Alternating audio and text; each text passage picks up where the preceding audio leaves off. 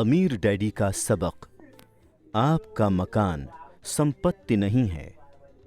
20 साल पहले सन 1997 में मुझे अस्वीकृति की पर्ची भेजने वाले हर प्रकाशक ने अमीर डैडी के इस सबक की आलोचना की कि आपका मकान संपत्ति नहीं है। 10 साल बाद सन 2007 में जब सब प्राइम कर्जदारों ने अपने सब प्राइम मॉर्गेज की किश्त चुकाना बंद कर दिया तो संसार का रियल एस्टेट बुलबुला फूट गया और करोड़ों मकान मालिकों को इस सबक की सच्चाई कठोर तरीके से पता चली।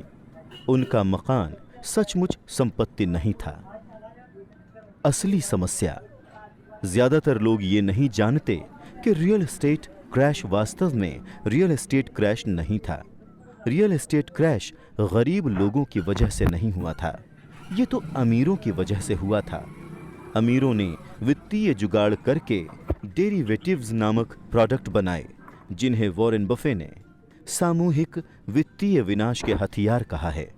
जब सामूहिक विनाश के इन वित्तीय हथियारों में विस्फोट हुआ तो रियल एस्टेट मार्केट क्रैश हो गया और दोष गरीब सब प्राइम कर्ज लेने वालों पर मढ़ा गया। सन 2007 में वित्तीय डेरिवेटिव्स में लगभग $700 ट्रिलियन थे। आज ये अनुमान लगाया जाता है कि वित्तीय डेरिवेटिव्स में 1.2 क्वाड्रिलियन हैं। दूसरे शब्दों में असली समस्या कम नहीं हुई है बल्कि ज्यादा बढ़ गई है। अमीर डैडी का सबक। अमीर लोग कम टैक्स क्यों देते हैं? 20 साल पहले कई प्रकाशकों ने यह उजागर करने के लिए रिच डैड पुअर डैड की आलोचना की थी कि अमीर लोग टैक्स कम कैसे और क्यों देते हैं। एक ने कहा कि यह सबक गैर कानूनी है। 10 साल बाद सन 2007 में राष्ट्रपति बराक ओबामा पूर्व गवर्नर मिट रोमनी के खिलाफ पुनर्चुनाव के लिए खड़े हुए। जब यह उजागर किया गया कि राष्ट्रपति ओबामा ने अपनी आमदनी का लगभग 30% टैक्स में दिया है और गवर्नर रोमनी ने 13% से कम दिया, तो मिट रोमनी की वो नीचे गिरने वाली ढलान शुरू हुई जिसके बाद वो चुनाव हार गए। एक बार फिर टैक्स 2016 के अमेरिकी राष्ट्रपति चुनाव में केंद्र बिंदु बन गया। मिट रोमनी और राष्ट्रपति डोनाल्ड ट्रंप कानूनी रूप से कम टैक्स क्यों देते हैं, ये पता लगाने के बजाय गरीब और मध्यम वर्गीय लोग नाराज हो जाते हैं। हालांकि राष्ट्रपति ट्रंप गरीबों और मध्यम वर्गीय लोगों के लिए टैक्स कम करने का वादा करते हैं, लेकिन सच तो ये है कि अमीर लोग टैक्स में हमेशा कम चुकाएंगे। अमीर लोग कम टैक्स देते हैं, इसका कारण अमीर डैडी के सबक क्रमांक 1 में मिलता है। अमीर लोग पैसे के लिए काम नहीं करते।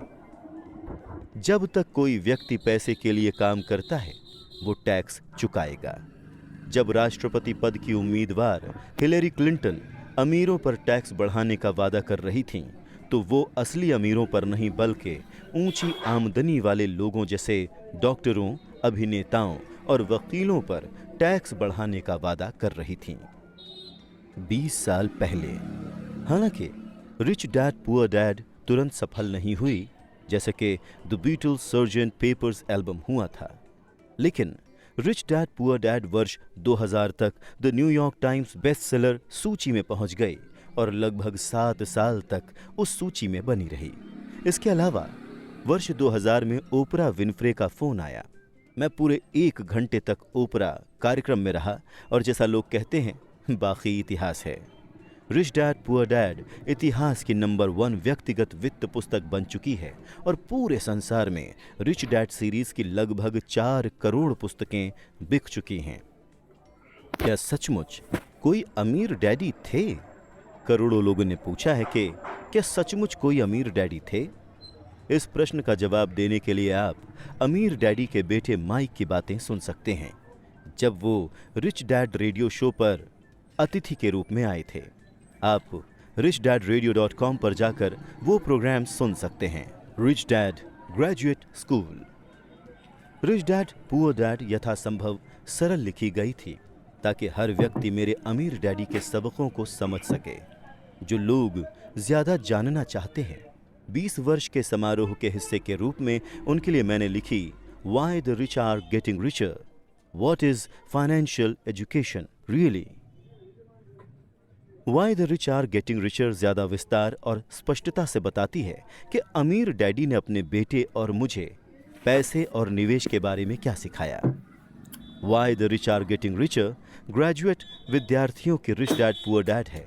ये रिच डैड विद्यार्थियों के लिए ग्रेजुएट स्कूल है। एक चेतावनी और एक आमंत्रण। हालांकि मैंने why the rich are getting richer को यथासंभव सरल रखने की पूरी कोशिश की थी, लेकिन अमीर लोग सचमुच जो करते हैं वो आसान नहीं है, न ही उसे समझाना आसान है।